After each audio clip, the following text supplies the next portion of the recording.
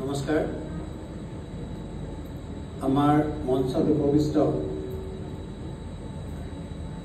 বিশিষ্ট ব্যক্তি সংগীতজ্ঞ আৰু আজীৱন সংগীত সাধক শ্ৰীযুত ৰমেন চৌধুৰী ডাঙৰীয়া শংকৰদেৱ একাডেমী সোসাইটিৰ সভাপতি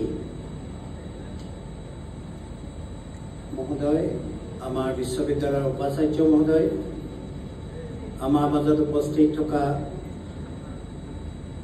ডিন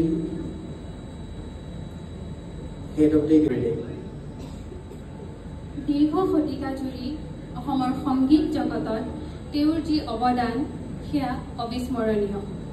শৈশৱৰে পৰা আকাশবাণী গুৱাহাটীৰ লগত জড়িত হৈ তাৰ পাছতে বাদক হিচাপে আৰু শেষত সংগীত পৰিচালনাৰে কেৱল সাংস্কৃতিক জগতখনেই নহয় অসমীয়া বোলছবি জগতকো তেখেতে আগবঢ়াই নিয়াত যি অৱদান আগবঢ়ালে সেয়া আমাৰ বাবে সঁচাকৈ পাহৰিব নোৱাৰা। বিভ্ৰাট, সন্ধ্যাৰাগ, সূৰ্যতেজৰ অন্য নাম, গৰখীয়া, হস্তীৰ কন্যা আদি বোলছবিসমূহত তেখেতৰ সংগীত পৰিচালনাৰে উৰ্বৰ হৈ আছে। সংগীতত তেখেতৰ অনন্য সৃষ্টিৰ বাবে ৰজত কমল বঁটা লগতে তথ্যছবি হস্তীৰ কন্যাই ৰাষ্ট্ৰীয় চলচ্চিত্ৰৰ পথাৰত সুনাম অৰ্জন কৰিবলৈ সক্ষম হৈছে। তাৰোপৰি উল্লেখনীয় যে তেখেতক অসম সাহিত্য সভাই সন্মান জনাই জ্যোতিপ্ৰসাদ আগৰৱালা শিল্পী বঁটা প্ৰদান কৰে।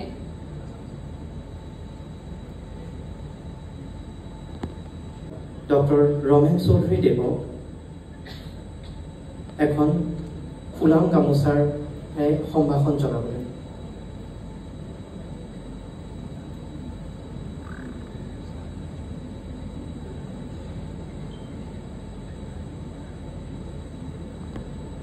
মাননীয় অতিথি মহোদয়ক সম্ভাষণ জনাবলৈ শ্ৰীমন্ত শংকৰ একাডেমী গোষ্ঠীৰ সভাপতি মহোদয়ক অনুৰোধ জনালোঁ।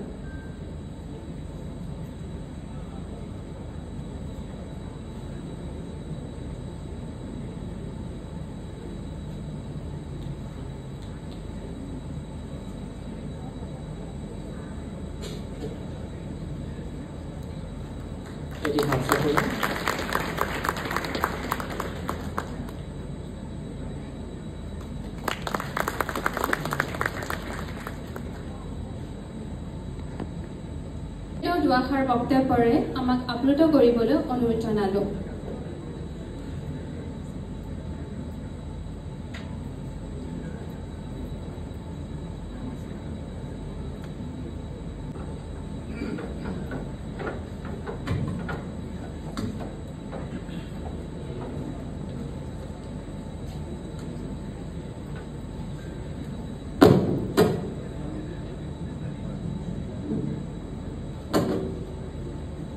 নমস্কাৰ।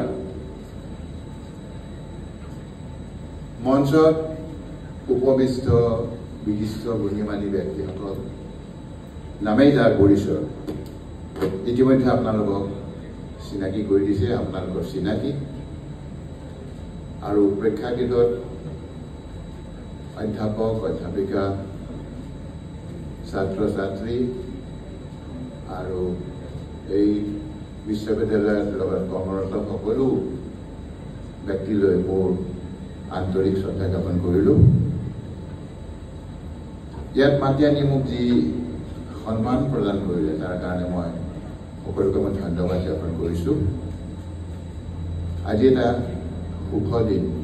এই শুভ দিনটো হৈছে 8 ছেপ্টেম্বৰৰ পৰাই এটা সুন্দৰ খুঁটি হিচাপে বৈ আহি আছে আৰু এনেকৈ এবছৰ কাল চলিব। মই ভাবোঁ এবছৰ নহয়, যুগ যুগ ধৰিব, হয়তো এনেকুৱা ধৰণৰ চলি থাকিব। যিহেতু এইটো তোমাক হাত নিদিবা, তোমাক খালি তো গেইন নকৰাবা দেই, মই নিজে কণ্ট্ৰল কৰিম দেই ৰবা। গতিকে আজি এই অনুষ্ঠানত এই বিশ্ববিদ্যালয় গিৰ্জানন্দ চৌধুৰী বিশ্ববিদ্যালয় যি ভূপেন্দাৰ 100 বছৰ যেটো উদযাপন কৰিব ওলাইছে তাৰ কাৰণে এইটো বৰ সুন্দৰ কথা। মই তেখেতসকলক মই মোৰ অন্তৰৰ পৰা মই ধন্যবাদ জ্ঞাপন কৰিছোঁ। আৰু এনেকৈ বছৰে বছৰে তেখেতসকলে এনে ভূপেন দাক নিজৰ বুকুৰ ভাগত ৰাখিবৰ কাৰণেও চেষ্টা চলাই আছে। আৰু গেইনটো কমাই ইকোটা হৈ থাকিবা, মই কথা কৈছোঁ, গেইনটো কমাই দিম। বহুতে কয় ভূপেন দাৰ জন্ম হৈছে, কিন্তু মই কওঁ নহয় ভূপেন দাৰ আৱিৰ্ভাৱ হৈছে।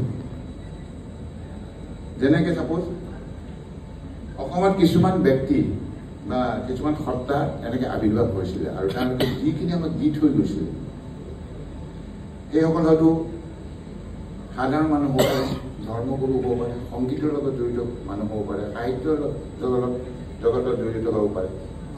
তেখেতসকলে যিবিলাক দি থৈ গ'ল আমাক, আমি কিন্তু লৈ কৰিব নোৱাৰোঁ। যেনে মহাপুৰুষ শংকৰদেৱ, মাধৱদেৱ, জ্যোতিপ্ৰসাদ আগৰৱালা, বিষ্ণু ৰাভা আৰু তেনেকৈ বহুত পুৰুষা ব্যক্তি আছে। তেওঁলোকৰ যিখিনি আমাৰ অৱদান আমি নুই কৰিব নোৱাৰোঁ।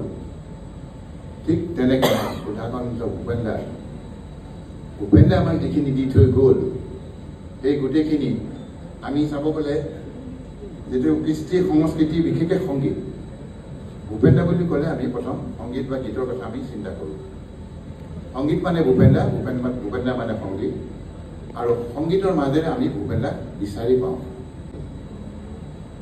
নবীন প্ৰবীণ নতুন প্ৰজন্ম একেলগে যদি ভাবোঁ আমি অতীত বৰ্তমান ভৱিষ্যত, এই অতীত বৰ্তমান ভৱিষ্যতৰ যিখিনি আমাক সামগ্ৰ যিখিনি দিলে চব ফালৰ পৰা চাব গ'লে, সেইমতে সুন্দৰ কণ্ঠৰে বলিষ্ঠ কণ্ঠেৰে সেই গোটেইখিনি আমাক দিলে একেবাৰে খাপ খোৱাকৈ। এই তাহানিৰ গীতবিলাক যদি এতিয়াও যদি আমি শুনো, সুন্দৰ এটা কণ্ঠেৰে যেতিয়া ভূপেন দাই গান গায়, তাত গীতি সাহিত্য হওক, সংগীতৰ কথাই হওক, সমাজৰ কথাই হওক, বেলেগ বেলেগ দিশৰ কথাই হওক, আমি ভূপেন দাৰ সেই ছবিখন দেখা পাওঁ। গতিকে এনেকুৱা মহৎ উদ্দেশ্যৰ কাম কৰা মানুহ, ব্যক্তি অসম নহয় গোটেই ভাৰততে বিৰল, বৰ কঠিন ভাবি চালে। গতিকে কেইটামান মুহূৰ্ত আজিৰ অসমে যদি আমি নিজকে চিনি নাপাওঁ, অসম ৰসাতলে যাব। আজিৰ অসমীয়া নহওঁ দুখীয়া বুলি সান্তনা বুলি এটা এমফেচিছ কৰিছে, নহ'ব। গতিকে ভূপেন দাই গানটো গাওঁতেই ইনডাইৰেক্টলি কিন্তু কিছুমান বস্তুত দেখুৱাই থৈ গৈছে ছবিখন। অসমীয়া বুলি সান্তনা ল'বলৈ নহ'ব। কিন্তু আজিৰ অসমীয়া আমি নিজক যদি চিনি নাপাওঁ, তেতিয়া অসম ৰসাতলে যাব। গোটেই পিকচাৰটো আনি দিছে। আৰু সেইকাৰণে কৈছোঁ, তাহানি দিনত লিখা, কিমান বছৰ আগতে লিখা বা কিমান পিছত লিখা, বৰ্তমান, অতীত, ভৱিষ্যত, আৰু ভৱিষ্যতৰ কাৰণে নতুন প্ৰজন্মৰ কাৰণে কিমান ধৰণৰ গীত লিখি থৈ গৈছে, তেতিয়াই চিন্তা কৰিছিলে কিন্তু ভূপেন দাই। গতিকে সামাজিক হওক বা চিন্তাবিদে হওক বা ভৱিষ্যতবাণী কোৱা মানুহে হওক, কিন্তু গীতৰে যেতিয়া আমাক দি দিয়ে, গীতৰে দিয়া আৰু সাহিত্য জগতৰ কথা লিখা, লিপিবদ্ধ কথা বেলেগ।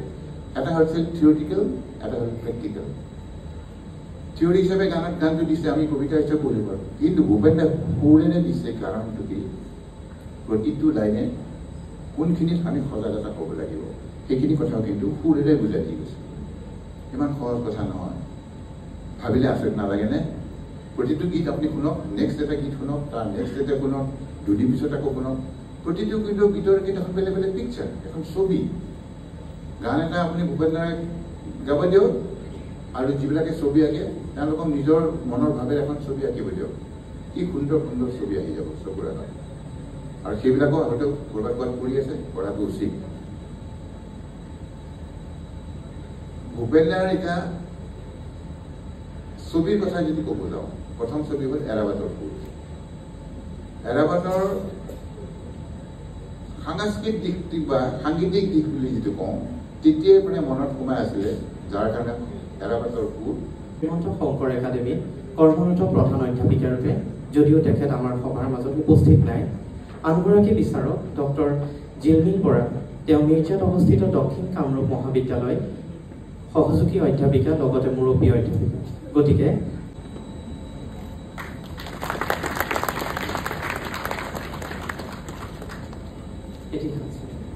বিচাৰকসকল আমাৰ মাজত উপস্থিত হৈছেহি।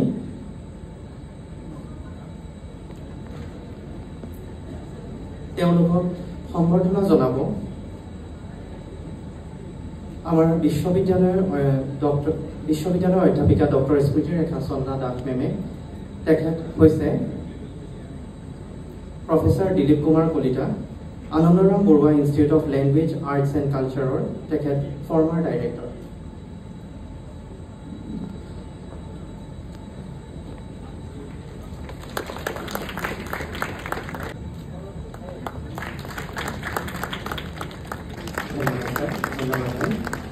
ছোৱালী মহাবিদ্যালয়ৰ ছাত্ৰী অনিতা কলিতা, তেখেতক মঞ্চলৈ আহিবলৈ অনুৰোধ জনালোঁ।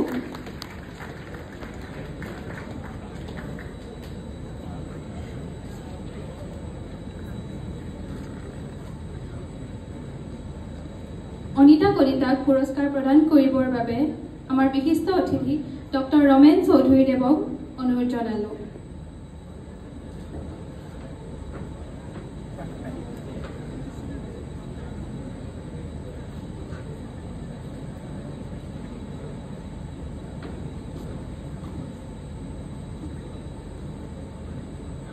এয়া ডক্টৰ ৰমেন চৌধুৰীদেৱে তেওঁক প্ৰদান কৰিছে এটি নগদ ধনৰ টোপোলা লগতে মানপত্ৰ।